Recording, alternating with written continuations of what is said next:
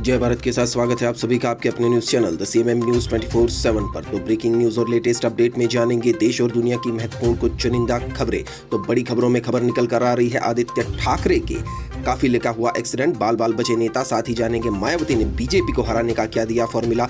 साथ ही राजस्थान से और मोहम्मद रफी के गांव से दलितों पर अत्याचार की खबर आ रही है। साथ ही खबर में जानेंगे आईएएस टॉपर टीना डाबी अपनी दूसरी शादी को लेकर आ चुकी है चर्चा में। उसी के साथ आपको खबर में बताएंगे बुलीबाई ऐप और सोलिड डील्स के बारे में क्या अपडेट आया है। साथ ही बताएंगे इंटरनेशनल खबर में डोनाल्ड ट्रंप अब दोषी साबित हो चुके हैं कैपिटल हिल्स हिंसा के मामले में। साथ ही खबर में जानेंगे दिल्ली में जुर्माना बढ़ा है, ट्रैफिक के क्या कुछ नियम बदले हैं। साथ ही आपको बताएंगे उज्जैन में बीजेपी नेता ही निकला लूट का मास्टरमाइंड। उसी के साथ खबर में जानेंगे तांडव विवाद से जुड़ी अपडेट और किसे मिला पद्म पुरस्कार। उसी के साथ राकेश टिकैत फिर क्यों बैठे धरने पर, यह भी आपको बताएंगे। साथ ही जानेंगे सर्राफा बाजार का हाल और भारत के अगले 24 घंटे का मौसम का पूर्वानुमान। तो सारी की सारी खबरें आपके लिए बहुत ही काम की है, महत्वपूर्ण है करंट अफेयर्स। तो वीडियो को एंड तक जरूर देखिए ताकि आपकी कोई भी न्यूज अपडेट मिस ना हो। तो हेलो दोस्तों, आज तारीख हो चुकी है 30 मार्च 2022 और दिन हो चुका है बुधवार। तो पहली बड़ी खबर में जानते हैं महाराष्ट्र सरकार में मंत्री आदित्य ठाकरे के काफिले की कार का हुआ एक्सीडेंट, बाल बाल बचे नेता। महाराष्ट्र के पर्यटन मंत्री आदित्य ठाकरे के काफिले में शामिल गाड़ियों का एक्सीडेंट हो गया है। इस हादसे में ठाकरे बाल बाल बचे हैं। आदित्य ठाकरे समेत सभी गार्ड सुरक्षित है। आपको बता दें कि आदित्य ठाकरे कोंकण दौरे पर है। सिंधुदुर्ग से रत्नागिरी की तरफ जाते वक्त खारेपाटन गांव के पास ये एक्सीडेंट हुआ। आदित्य ठाकरे के काफिले में 3 कारें तेज रफ्तार से आगे बढ़ रही थी, तभी एक कार चालक ने अचानक ब्रेक लगाया जिससे तीनों गाड़ियां एक दूसरे से टकरा गई। इस एक्सीडेंट में आदित्य ठाकरे को कोई चोट नहीं आई। उन्होंने सुरक्षा कर्मियों को इलाज के लिए अस्पताल भिजवाया और काफिले में शामिल दूसरे लोगों के साथ आगे यात्रा पर रवाना हुए। बढ़ते अगली खबर की ओर। तो अगली खबर में जानेंगे सोशल मीडिया पर ट्रेंड हुई टीना डाबी दूसरी शादी के ऐलान पर लोगों ने दी बधाइयां। तो राजस्थान कैडर के 2016 बैच से यूपीएससी परीक्षा टॉप करने वाली आईएएस टीना डाबी जल्द ही आईएएस प्रदीप गावंडे से शादी करने जा रही है। सबसे चर्चित अफसरों में से एक टीना सोशल मीडिया पर काफी एक्टिव रहती है। अक्सर उनकी फोटो और रील्स वायरल होते हैं। नई जिंदगी शुरू करने जा रही है टीना डाबी, तो लोगों ने उनको खूब सोशल मीडिया पर बधाइयां दी है। अगले समाचार में जानते हैं धौलपुर में जेएनईएन की पिटाई, कांग्रेस एमएलए मलिंगा पर केस, डिस्कॉम ऑफिस में घुसकर मारपीट, जाति सूचक गालियां भी दी। तो दोस्तों 12 घंटे बाद केस जब्त हुआ है। राजस्थान की घटना है, क्या कुछ खबर में आपको बताएंगे। बाड़ी के डिस्कॉम ऑफिस में एईएन और जेईएन का पीटने के मामले में एमएलए गिरिराज सिंह मलिंगा और पार्षद प्रतिनिधि के खिलाफ मारपीट और एससी/एसटी एक्ट के तहत मामला दर्ज किया गया है। अस्पताल में भर्ती एएन हर्षदा पति ने पुलिस को दिए बयान में कहा कि विधायक और उनके साथ आए लोगों ने मारपीट की। उनके साथ आए व्यक्ति ने सिर पर कट्टा तान दिया। इन लोगों ने साथ ही जेएन के दोनों पैर तोड़ दिए। पीड़ित ने बताया कि सोमवार को दोपहर करीब 12 बजे वह डिस्कॉम ऑफिस में बैठकर बकाया वसूली को लेकर फाइलें तैयार कर रहे थे। तभी बाड़ी विधायक और उनके करीब 6-7 लोग हाथों में लाठी डंडे लेकर आ घुसे। एमएलए मलिंगा ने आते ही उनके सिर पर कुर्सी दे मारी और जाति सूचक गालियां भी दी। मलिंगा ने महुआ खेड़ा गांव से ट्रांसफर उतारने पर भी धमकाया और उनके साथ लाठी डंडों से मारपीट की। जहां दोस्तों तस्वीर में दिख रहा है ये शख्स गिरिराज सिंह मलिंगा है, उसी ने जाति सूचक का गालियां देकर मारपीट की है। उसी के साथ अपने ऊपर लगे आरोपों को भी बड़े ही बेबाकी से उन्होंने बेबुनियाद बताया है। बढ़ते अगली खबर की ओर। तो इस खबर में जानेंगे बुलीबाई ऐप के केस के बारे में। नीरज बिश्नोई और सोलिड डील्स के ऐप क्रिएटर को दिल्ली कोर्ट से जमानत मिल चुकी है। जहां दोस्तों महिलाओं पर आपत्तिजनक टिप्पणी और बोली लगाने वाली इस बुलीबाई ऐप की चर्चा आपने जरूर सुनी होगी, तो उसी को लेकर यह अपडेट आया है। बुलीबाई ऐप केस में अभियुक्त नीरज बिश्नोई और सोलिड डील्स के ऐप क्रिएटर ओमकारेश्वर ठाकुर को दिल्ली कोर्ट ने सोमवार को जमानत दे दी है। इन लोगों को मानवीय आधार पर जमानत दी गई है। शर्त के मुताबिक अभियुक्त किसी पीड़ित से संपर्क स्थापित नहीं करेगा और न ही उन्हें प्रभावित करने की कोशिश करेगा। आदेश में यह भी कहा गया है कि अभियुक्त किसी सबूत के साथ छेड़छाड़ नहीं करेगा और अपना फोन हमेशा ऑन रखेगा। इसके अलावा वह अपनी फोन की लोकेशन ऑन रखेगा और आईओ को इस बात की जानकारी भी देगा। इसके अलावा अभियुक्त को देश से बाहर जाने की इजाजत नहीं होगी और उसे कोर्ट की हर तारीख पर भी उपस्थित रहना होगा। देखते अगले समाचार में क्या है। तो अगले समाचार में जानेंगे पूर्व प्रधानमंत्री देवगौड़ा की पत्नी को आयकर विभाग ने भेजा नोटिस। बेटे ने कहा हम तो गन्ना पैदा करते हैं। जी हां दोस्तों, आयकर विभाग का नोटिस आया है। पूर्व प्रधानमंत्री देवगौड़ा की पत्नी चेन्नम्मा को इनकम टैक्स विभाग ने नोटिस जारी किया है। इस खबर के सामने आने के बाद कर्नाटक की राजनीति में हलचल बढ़ गई है। देवगौड़ा के बेटे एवं कर्नाटक के पूर्व मंत्री HD रेवन्ना ने सोमवार को इस बात की जानकारी दी। चेन्नम्मा को एक प्रॉपर्टी से जुड़े मामले में नोटिस जारी किया गया है। वहीं इस मामले में रेवन्ना ने पत्रकारों से हुई बातचीत में ये कहा है कि इनकम टैक्स विभाग मेरी मां को नोटिस भेज रहा है, जबकि हम तो अब अपनी जमीन पर गन्ने पैदा करते हैं, वे चाहे तो आकर देख सकते हैं। देखते अगली न्यूज अपडेट। अगली न्यूज अपडेट में है, मायावती ने हिंदू मुस्लिम का जिक्र करते हुए कहा कि भाजपा को हराना संभव। तो बसपा सुप्रीमो मायावती का एक बयान आया है। दरअसल ट्वीट किया है उन्होंने। उत्तर प्रदेश की पूर्व मुख्यमंत्री और बहुजन समाजवादी पार्टी की सुप्रीमो मायावती ने मंगलवार को समाजवादी पार्टी और भाजपा पर निशाना साधते हुए बड़ा हमला बोला। मायावती ने यूपी में समाजवादी पार्टी और भाजपा की अंदरूनी मिलीभगत को लेकर बताया कि कैसे हिंदू मुस्लिम कराकर यहाँ मुस्लिम समाज को गुमराह किया गया।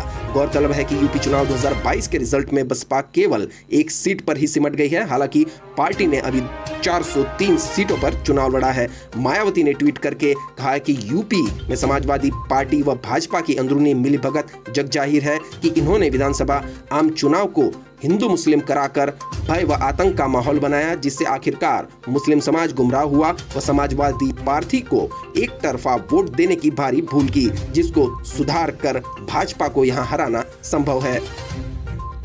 बढ़ते अगले समाचार की ओर। तो इस खबर में जानेंगे 1 अप्रैल से सावधान, पहली गलती पर 10,000 जुर्माना, दूसरी गलती पर केस और तीसरी गलती पर ड्राइविंग लाइसेंस होगा रद्द। जहां दोस्तों दिल्ली से खबर आ रही है, 1 अप्रैल से नए नियम लागू होने जा रहे हैं। दिल्ली विधानसभा में दिल्ली परिवहन मंत्री कैलाश गहलोत ने कहा कि 1 अप्रैल से प्रवर्तन अभियान लागू कर रहा है परिवहन विभाग। हमने आदेश जारी किया है कि यदि कोई बस चालक बस लेन में ड्राइव नहीं करता तो उसे पहली बार अपराध करने पर 10,000 रुपए का जुर्माना लगाया जाएगा, दूसरी बार अपराध करने पर खतरनाक ड्राइविंग का मामला दर्ज किया जाएगा, तीसरी बार ड्राइविंग लाइसेंस रद्द किया जाएगा। अगर चौथी बार उल्लंघन किया जाता है तो प्राइवेट बसों का परमिट रद्द कर दिया जाएगा। बहुत जल्द ही हम व्हाट्सएप नंबर शुरू करेंगे कि अगर कोई बस चालक नियमों का पालन नहीं कर रहा है तो वीडियो बनाकर हमें डाल दे, हम उसे एविडेंस मानकर कार्रवाई करेंगे। तो बस चालकों के लिए काफी कड़े नियम हो चुके हैं दिल्ली में। देखते अगले समाचार। इस खबर में जानेंगे, हिंदू देवी देवताओं के बारे में आपत्तिजनक पोस्ट नहीं हटाने को लेकर ट्विटर को दिल्ली हाईकोर्ट ने लताड़ा। नई दिल्ली हाईकोर्ट ने सोमवार को ट्विटर प्रबंधन को जमकर लताड़ लगाई। अदालत ने पूछा कि जब आप संवेदनशीलता और अपनी नीतियों का हवाला देते हुए आपत्तिजनक ट्वीट को हटाते हैं तो वही नियम हिंदू देवी देवताओं के बारे में भी अभद्र टिप्पणी पर क्यों नहीं करते। दिल्ली उच्च न्यायालय ने एक हिंदू देवी के खिलाफ कथित रूप से आपत्तिजनक सामग्री प्रकाशित करने वाले अकाउंट के विरुद्ध खुद से कार्रवाई नहीं करने पर सोमवार को ट्विटर की खिंचाई करते हुए कहा कि माइक्रो ब्लॉगिंग मंच के अन्य क्षेत्रों और नस्लों के लोगों की संवेदनशीलता को लेकर चिंतित नहीं है। तो ट्विटर लोगों की संवेदनशीलता को लेकर चिंतित नहीं है, इस पर दिल्ली हाईकोर्ट ने लताड़ लगाई है। बढ़ते अगली खबर की और। इस खबर में जानेंगे, विल स्मिथ ने आखिरकार ऑस्कर स्टेज पर थप्पड़ मारने के लिए क्रिस रॉक से मांगी माफी, कहा मैं गलत था। लॉस एंजेलिस से खबर आ रही है, कल ऑस्कर के मंच पर कुछ ऐसा हुआ जो पहली बार किसी टीवी शो के इतिहास में हुआ। हॉलीवुड स्टार विल स्मिथ ने ऑस्कर के स्टेज पर जाकर कॉमेडियन क्रिस रॉक को थप्पड़ मार दिया। हर कोई दंग रह गया और इसके बाद सोशल मीडिया पर चर्चा होने लगी, विल स्मिथ ने सही किया या गलत किया। लेकिन अब विल स्मिथ ने आखिरकार माफी मांग ली है। विल स्मिथ ने सोशल मीडिया पर पोस्ट करते हुए क्रिस रॉक से माफी मांगी है। उन्होंने लिखा है कि हिंसा अपने सभी रूपों में जहरीली और विनाशकारी है। कल रात के अकादमी पुरस्कारों में मेरा व्यवहार अस्वीकार्य और अक्षम्य जरूर था। बढ़ते अगली खबर की और। इस खबर में जानेंगे, सोनू निगम को मिला पद्मश्री पुरस्कार, विक्टर बनर्जी पद्म भूषण से सम्मानित।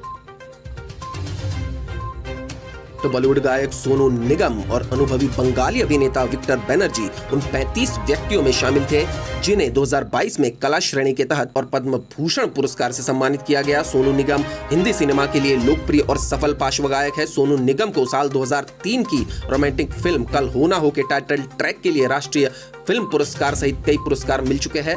सोनू निगम मुख्य रूप से हिंदी और कन्नड़ भाषा की फिल्मों में गाते हैं, लेकिन उन्होंने ओडिया, बंगाली, गुजराती, तमिल, तेलुगु, मराठी, नेपाली, मलयालम, कन्नड़, भोजपुरी और अन्य भारतीय भाषाओं में भी गाया है। बढ़ते अगली खबर की और इस खबर में जानेंगे मुजफ्फरनगर में किसान नेता राकेश टिकैत का अनिश्चितकाल धरना शुरू। तो जानेंगे क्यों आखिरकार बैठे हैं राकेश टिकैत धरने पर।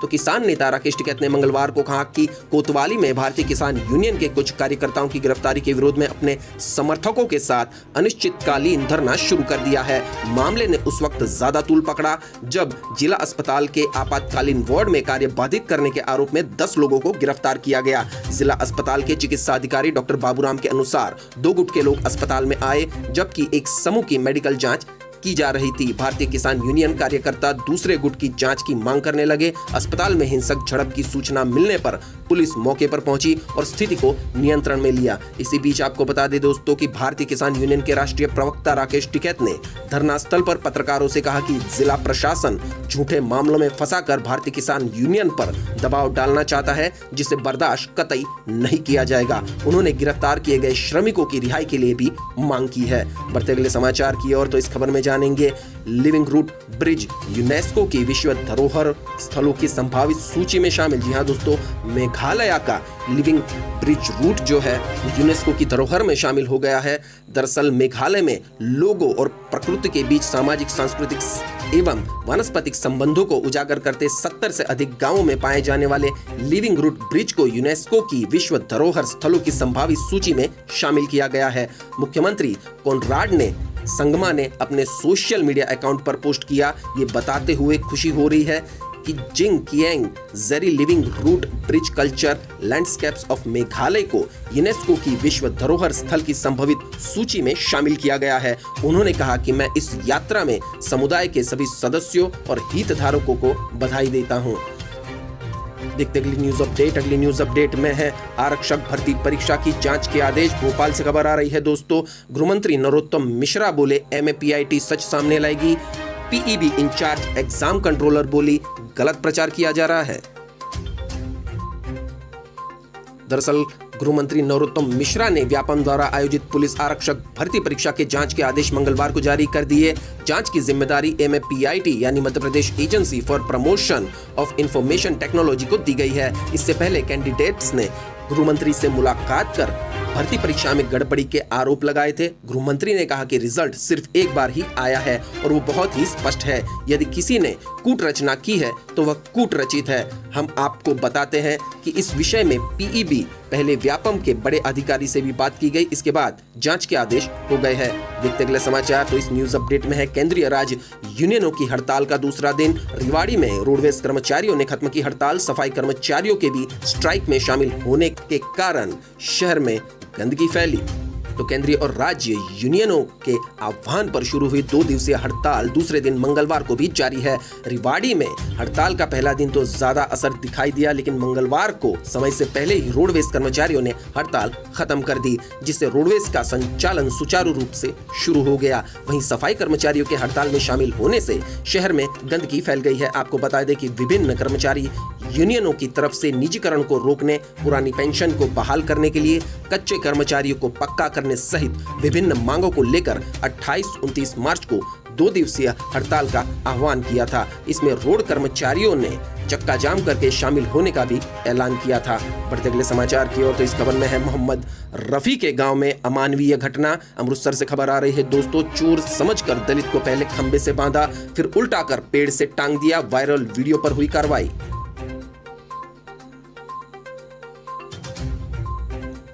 तो दिवंगत बॉलीवुड संगीतकार मोहम्मद रफी के गांव कोटला सुल्तान सिंह में शर्मसार करने वाली घटना सामने आई है। यहां एक दलित को चोर समझकर पहले उसे पीटा गया, फिर खंबे से भी बांध दिया गया। जब लोगों को तसल्ली नहीं हुई तो उसे पेड़ से उल्टा लटका दिया गया। पुलिस मौके पर पहुंची और उसे छुड़ाकर उसी पर तारे चोरी करने का भी मामला दर्ज कर दिया गया। जी हां दोस्तों, ये वाकई अंधा कानून है कि जिसके साथ गलत व्यवहार हुआ पुलिस ने उसी पर केस कर दिया। लेकिन जब वीडियो वायरल हुई तो पुलिस ने युवक को ढूंढकर अब गांव के 3 आरोपियों के खिलाफ मामला दर्ज कर लिया है। बढ़ते अगली खबर की ओर तो इस खबर में जानेंगे मेडिकल काउंसिल का अजीबोगरीब आदेश। रजिस्ट्रेशन रिन्यूअल के लिए लगाना होगा 10वीं का मार्कशीट। 400 से ज्यादा डॉक्टरों के सामने प्रैक्टिस जारी रखने का संकट। क्या दोस्तों, अब मध्य प्रदेश से ये खबर आ रही है। मध्य प्रदेश मेडिकल काउंसिल के एक आदेश के बाद इंदौर के 400 से ज्यादा डॉक्टरों के रजिस्ट्रेशन का रिन्यूअल अटक गया है। सालों पुरानी लिस्ट को अपडेट कराने के लिए काउंसिल ने जो रिन्यूअल डॉक्यूमेंट्स मंगाए हैं उन्हें लेकर डॉक्टर परेशान है। काउंसिल द्वारा 10वीं की मार्कशीट और इंटर्नशिप सर्टिफिकेट मांगा गया है। वरिष्ठ डॉक्टरों की फजीहत ये है कि उन्होंने सालों पहले 11वीं की बोर्ड की परीक्षा पास की थी, तब 10वीं व 12वीं बोर्ड नहीं था। उधर काउंसिल की लिंक 11वीं की मार्कशीट एक्सेप्ट नहीं कर रही है। कुछ डॉक्टरों की परेशानी ये है कि उनके सालों पुराने कई डॉक्यूमेंट्स अब मिल नहीं रहे, जबकि रिन्यूअल की आखिरी तारीख 31 मार्च है। रिन्यूअल नहीं कराने पर डॉक्टर अब प्रैक्टिस नहीं कर सकते, तो ये काफी परेशानी वाली बात है मध्य प्रदेश के कई डॉक्टर्स के लिए। बढ़ते अगली खबर की ओर, उस खबर में जानेंगे रेल यात्रियों के लिए काम की खबर गुजरात से आई है। 12 अप्रैल से हर मंगलवार को वाया सूरत होकर पुणे से जयपुर तक चलेगी वीकली एसी स्पेशल ट्रेन। तो यात्रियों की सुविधा और उनकी मांग को देखते हुए रेलवे एक साप्ताहिक एसी सुपरफास्ट विशेष ट्रेन पुणे और जयपुर के बीच वाया सूरत चलाएगी। ट्रेन संख्या 01401 पुणे जयपुर एसी सुपरफास्ट साप्ताहिक स्पेशल 12 अप्रैल से 14 जून तक प्रत्येक मंगलवार को चलेगी। यह ट्रेन पुणे से रात 12:30 पर प्रस्थान करेगी और उसी दिन रात 23:10 पर रेलवे के टाइम के अनुसार दोस्तों जयपुर पहुंचेगी। इसी प्रकार ट्रेन संख्या 01402 जयपुर पुणे एसी सुपरफास्ट साप्ताहिक स्पेशल ट्रेन 13 अप्रैल से 15 जून तक प्रत्येक बुधवार को चलेगी। यह ट्रेन जयपुर से रात 12:35 बजे प्रस्थान कर और रेलवे टाइम के अनुसार उसी रात 23:35 को पुणे पहुंचेगी। यह ट्रेनें दोनों दिशाओं में लोनावला, कल्याण, वसई रोड, वापी, सूरत, भरूच, वडोदरा, रतलाम, मंदसौर, नीमच, चित्तौड़गढ़, भीलवाड़ा, विजयनगर, नसीराबाद, अजमेर, किशनगढ़ और फुलेरा स्टेशनों पर रुकेगी। इस ट्रेन में एसी 3 टायर कोच है। उक्त ट्रेन विशेष किराए पर स्पेशल ट्रेन के रूप में ही चलेगी। बढ़ते अगली खबर की ओर, तो इस खबर में जानेंगे साम्राज्यवाद विरोधी सप्ताह में नक्सलियों का उत्पात जारी। नारायणपुर में रोड पर पत्थर रखकर मार्ग किया बंद, बैनर भी बांधे, बीजापुर में सड़क भी काटी। तो छत्तीसगढ़ के बस्तर में माओवादियों ने अपने साम्राज्यवाद विरोधी सप्ताह के तहत लगातार उत्पात मचा रखा है। बस्तर के नारायणपुर जिले में माओवादियों ने ओरछा मार्ग पर फिर से 20 सड़क पर बड़े बड़े पत्थर रख मार्ग को बंद कर दिया। इसी जगह नक्सलियों ने बैनर भी बांधे। इधर बीजापुर जिले में भी कुटूरू बेदरे सड़क को 10 से 12 जगहों से काट दिया। हालांकि सूचना मिलने के बाद जवान जेसीबी लेकर पहुंच गए और गड्ढों को पाट दिया है। इस इलाके में अभी भी माओवादियों ने भारी संख्या में पर्चे फेंके हैं और विरोध जताया है। बढ़ते अगली खबर की ओर, इस खबर में है नौसेना प्रमुख हरि कुमार ने फ्रांसीसी एडमिरल से की मुलाकात, इन मुद्दों पर हुई चर्चा। तो नौसेना प्रमुख आर हरि कुमार ने सोमवार को अपने फ्रांसीसी समकक्ष एडमिरल पीरे वांदियर से व्यापक वार्ता की। इस दौरान दोनों अधिकारियों ने हिंद महासागर में चीन की बढ़ती मौजूदगी के मद्देनजर इस क्षेत्र में शांति और स्थिरता सुनिश्चित करने के संबंधी तंत्र पर भी ध्यान केंद्रित किया। माना जाता है कि दोनों नौसेना प्रमुखों ने यूक्रेन संकट के कारण हिंद प्रशांत क्षेत्र पर पड़ने वाले संभावित असर को लेकर भी विचार विमर्श किया है। देखते अगला समाचार। इस समाचार में है कर्नाटक की भाजपा सरकार में ठेकेदारों से मांगा जा रहा है 40% कमीशन। तो कांग्रेस ने सोमवार को कर्नाटक की भाजपा सरकार के मंत्रियों पर ठेकेदारों से 40% कमीशन मांगने का आरोप लगाया है और प्रधानमंत्री नरेंद्र मोदी से आग्रह किया है कि वे भ्रष्टाचार के इस मामले में दखल दे और राज्य सरकार को बर्खास्त करे। इतना ही नहीं, विपक्ष पार्टी ने ये भी कहा कि इस मामले की अदालत की निगरानी में जांच होनी चाहिए। देखते अगले समाचार। इस समाचार में गृह मंत्री अमित शाह की मौजूदगी में असम और मेघालय के बीच हुआ ऐतिहासिक समझौता। 50 साल पुराने सीमा विवाद को सुलझाया गया। असम और मेघालय की सरकारों ने अपने 50 साल पुराने लंबित सीमा अंतर को हल करने के लिए मंगलवार शाम को राष्ट्रीय राजधानी में एक समझौते पर हस्ताक्षर किया। समझौते पर असम और मेघालय के मुख्यमंत्रियों ने केंद्रीय गृह मंत्री अमित शाह की मौजूदगी में गृह मंत्रालय में हस्ताक्षर किए। बढ़ते अगली खबर की ओर, तो इस खबर में जानेंगे लूट के आरोपी बीजेपी नेता ने खोला राज। मुंबई में रची थी लूट की साजिश। व्यापारी के घर में लूट नहीं पकड़ाते तो करते बड़ी वारदात। जी हां दोस्तों, उज्जैन से खबर आ रही है कि बीजेपी का नेता ही लूट का मास्टरमाइंड निकला है। दरअसल खबर यह है कि उज्जैन के रविंद्र नगर में व्यापारी के घर लूट करने के आरोप में पकड़ाए बदमाशों ने पूरी साजिश का खुलासा कर दिया है। कबूला है कि भाजपा नेता ने मुंबई में लूट की योजना बनाई थी। वारदात के बाद वह शहर में छिपकर दूसरी घटना को अंजाम देने वाले थे। योजना का पता चलने पर माधवनगर पुलिस ने तीनों को पूछताछ के लिए रिमांड पर लिया है। देखते अगली खबर। इस खबर में है अमेज़न प्राइम की इंडिया हेड को बड़ी राहत। इलाहाबाद हाईकोर्ट ने तांडव वेब सीरीज मामले में अग्रिम जमानत मंजूर की, देश न छोड़ने के लिए भी चेताया। तो तांडव विवाद पर एक अपडेट आया है। अमेज़न प्राइम की कमर्शियल हेड अपर्णा पुरोहित को इलाहाबाद हाईकोर्ट की लखनऊ बेंच ने बड़ी राहत दी है। हाईकोर्ट ने पुरोहित की अग्रिम जमानत अर्जी मंगलवार को मंजूर कर ली है। तांडव वेब सीरीज को लेकर लखनऊ में दर्ज एफआईआर के मामले में मंगलवार को सुनवाई हुई। अभियोजन पक्ष ने आरोप लगाया कि अपर्णा पुरोहित के पास वेब सीरीज तांडव के अधिकार है। इस सीरीज में अभिनेताओं ने भगवान को अपमानजनक तरीके से चित्रित किया है, उनके बारे में आपत्तिजनक का बातें कही और दिखाई है। इससे हिंदुओं की भावना आहत हुई है। तो 50,000 के निजी मुचलके पर जमानत मिल चुकी है। देखते अगले समाचार। तो इस न्यूज अपडेट में जानेंगे कश्मीर में अलर्ट जारी, आतंकियों के खिलाफ कानून हाथ में ले सकते हैं कई लोग, कई जगह बनाए गए जत्थे। तो एक वरिष्ठ सुरक्षा अधिकारी ने अपना नाम छिपाने पर बताया कि खुफिया एजेंसियों का अलर्ट एकदम सही है। उन्होंने कहा है कि शनिवार को बड़गाम में स्पेशल पुलिस अफसर और उसका भाई आतंकी हमले में बलिदान हुए हैं। अगले दिन रविवार को पूरे इलाकों में लोगों में जो गुस्सा था उसको ठंडा करने के लिए प्रशासन को पसीने आ गए। रेल सेवा को एहतियात के तौर पर बंद करना पड़ा। कई इलाकों में निषेधाज्ञा भी लागू करनी पड़ी, क्योंकि ये डर भी था कि गुस्साए ग्रामीण उन लोगों पर हमला ना कर दे जो आतंकी हिंसा का समर्थन कर रहे थे या अब भी समर्थक है। गुस्साए लोगों ने आतंकियों को चेतावनी भी दे रखी है। बढ़ते अगले समाचार की ओर। इस खबर में जानेंगे ममता ने सभी विपक्षी नेताओं और मुख्यमंत्रियों को लिखा पत्र, भाजपा पर केंद्रीय एजेंसियों के दुरुपयोग का लगाया आरोप। तो ममता बनर्जी ने खत लिखा है केंद्रीय सरकार पर जो भी हमारी केंद्रीय एजेंसियां हैं उनके दुरुपयोग का आरोप लगाया है। विधानसभा में मारपीट की घटना पर ममता ने सभी विपक्षी नेताओं और मुख्यमंत्रियों को पत्र लिखा है। लोकतंत्र पर हमला। विधानसभा में मारपीट की घटना पर ममता ने सभी विपक्षी नेताओं और मुख्यमंत्रियों को ये हमला लोकतंत्र पर हुआ है ऐसा कहा है और साथ आने को कहा है और बीजेपी का विरोध और आलोचना भी की है। बढ़ते अगली खबर की ओर। इस खबर में जानेंगे मैथ्स का गूगल बॉय है छत्तीसगढ़ का अरमान। 100 सवालों का 12 मिनट में 28 सेकंड में जवाब दिया। इंडिया बुक ऑफ हावर्ड में नाम हुआ दर्ज।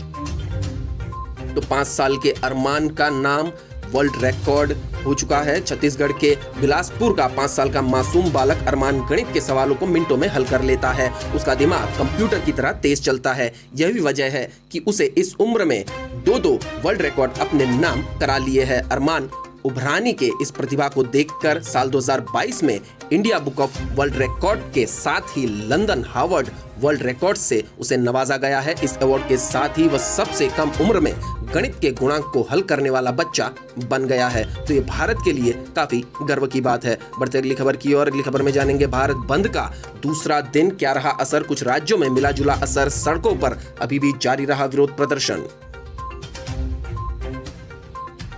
तो सरकारी नीतियों के खिलाफ देशव्यापी बंद के दूसरे दिन मंगलवार को देश के कई राज्यों में मिला जुला असर देखा गया। कर्नाटक, तमिलनाडु, केरल समेत अनेक राज्यों में ट्रेड यूनियन के लोग सड़कों पर उतरकर विरोध कर रहे थे। साथ ही दुकानों को भी बंद रखा गया था। देखते अगले समाचार। तो अब इंटरनेशनल समाचारों में जानेंगे कैपिटल हिल मामले में ट्रंप के खिलाफ फैसला। अदालत ने कहा ट्रंप ने हार को उलटने के लिए गुंडागर्दी की, इसके लिए वाइस प्रेसिडेंट पर भी दबाव डाला। तो सबूतों के आधार पर अदालत ने फैसला दिया है। दोस्तों, कैपिटल हिल हिंसा मामले में अमेरिकी अदालत ने सोमवार को पूर्व अमेरिकी राष्ट्रपति डोनाल्ड ट्रंप के खिलाफ फैसला सुनाया है। डिस्ट्रिक्ट जज डेविड कार्टर ने 6 जनवरी 2021 के कैपिटल हिल हमले की जांच कर रही कांग्रेस कमेटी की और जारी किए गए समन से जुड़े फैसले में ट्रंप पर गंभीर आरोप लगाया है। अदालत ने कहा कि पूर्व राष्ट्रपति डोनाल्ड ट्रंप ने कांग्रेस में बाधा डालने और अपनी चुनावी हार को उलटने के लिए अपने वाइस प्रेसिडेंट माइक पेंस पर दबाव डाला।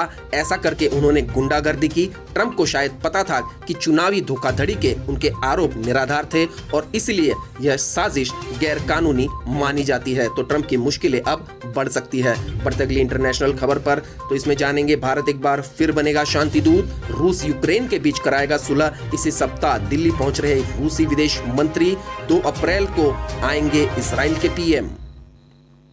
तो भारत में बनेगा रूस और यूक्रेन के बीच युद्ध खत्म करने का फॉर्मूला। दोस्तों, दुनिया में शांति कायम करने के लिहाज से यह हफ्ता बेहद अहम साबित होने वाला है। इसमें भारत की भूमिका बेहद खास रहने वाली है। दरअसल रूस यूक्रेन की बीच 1 महीने से भी ज्यादा समय से चल रहे युद्ध को विराम देने का फॉर्मूला भारत में बनाने की तैयारी है। रूस के विदेश मंत्री सर्गेई लावरोव का अचानक भारत दौरा इसी दिशा में एक अहम कदम है। लावरोव इसी हफ्ते दिल्ली आएंगे, लेकिन दिन तय नहीं है। हालांकि यह तय है कि उनकी यात्रा इजराइल के प्रधानमंत्री नफ्ताली बेनेट की यात्रा से ठीक पहले होगी। नफ्ताली 2 अप्रैल को भारत पहुंच रहे हैं। अगले समाचार जानते हैं। अगले समाचार में है, पहले तोड़ा, अब चीन से निवेश पाने के लिए बुद्ध प्रतिमाओं का संरक्षण कर रहा है तालिबान। जी हाँ दोस्तों, 2003 में भी ऐसे वाकयात सामने आए थे। बार बार बुद्ध प्रतिमाओं को तालिबान ने तोड़ा है। जब सम्राट अशोक का राज था, जब भारत अखंड भारत था, भारत के टुकड़े नहीं हुए थे, तब अफगानिस्तान तक भी हमारी सीमा थी, तो वहां बुद्ध प्रतिमाएं अभी भी है। तालिबान लगातार उसको तोड़ रहा है। खबर में क्या है जानते हैं। अफगानिस्तान की राजधानी काबुल से 40 किलोमीटर दक्षिण में पूर्व यहाँ खड़ी चट्टानों को काटकर बनाई गई महात्मा बुद्ध की शांत मुद्रा वाली प्राचीन प्रतिमाएं हैं। माना जाता है कि इस स्थान के सैकड़ों मीटर नीचे तांबे के भंडार है। अफगानिस्तान के तालिबान शासक अंतर्राष्ट्रीय प्रतिबंधों के बीच नकदी के संकट से जूझ रहे हैं। अपने देश में राजस्व उगाही के एक स्रोत के तौर पर इस खनिज संपदा को दोहन करने के लिए चीन से आस लगा रहे हैं। इस स्थान की पहरेदारी कर रहे तालिबान लड़ाकों ने कभी बुद्ध प्रतिमाओं को नष्ट करने के बारे में सोचा था। आपको बता दें कि अफगानिस्तान में तालिबान की अभी सत्ता है और तालिबान आर्थिक संकट से जूझ रहा है। 2 दशक पहले तालिबान जब पहली बार सत्ता में आया था, तब देश के अन्य हिस्से में बुद्ध की एक विशाल प्रतिमा को विस्फोट से